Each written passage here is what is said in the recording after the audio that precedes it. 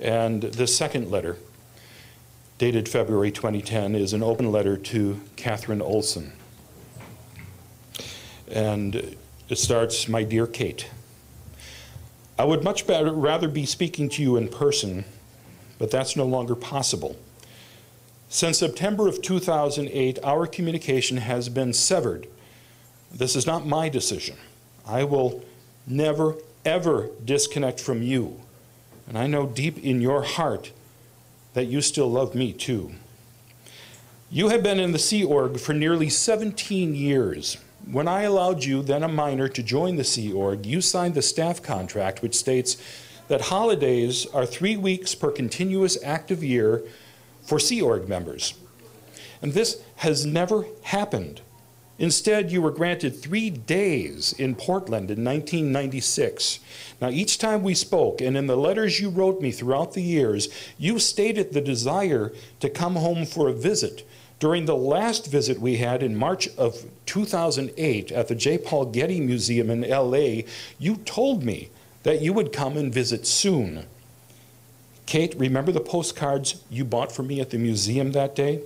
You wrote me notes on the back of them. It said, "Dear Mom, these postcards are to remind you of our day together, to remind you that will always be in communication, no matter the distance, to remind you that you raised a happy, healthy, contributive person, to remind you that I will visit you, to remind you that I love you.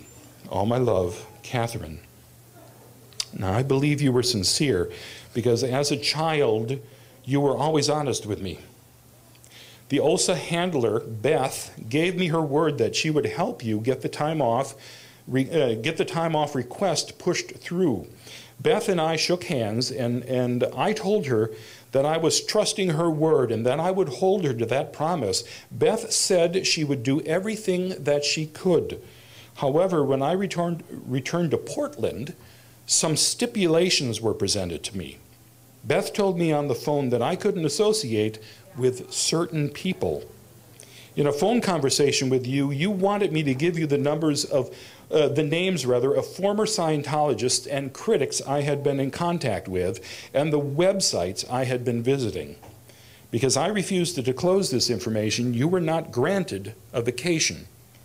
Instead, we were tricked, lied to, and now we are disconnected. I can't reach you by phone. I don't even know if you received my letters, cards, or gifts. As I said in our last phone conversation, which was September 2008, I will continue to scream from the mountaintop. I will not be silenced. I love you. My heart and my door will always be open to you. I am still waiting for your arrival in Portland for the vacation that we have been promised. With love, your mother, Susan Lynch. So with that, I thank you for coming, and I thank you for your attention. I hope we get together again soon, because there are more stories out there to be told, and there are more people ready to tell their stories. So you folks in the media, keep digging, because there's plenty of stories to be shared. Thank you so much.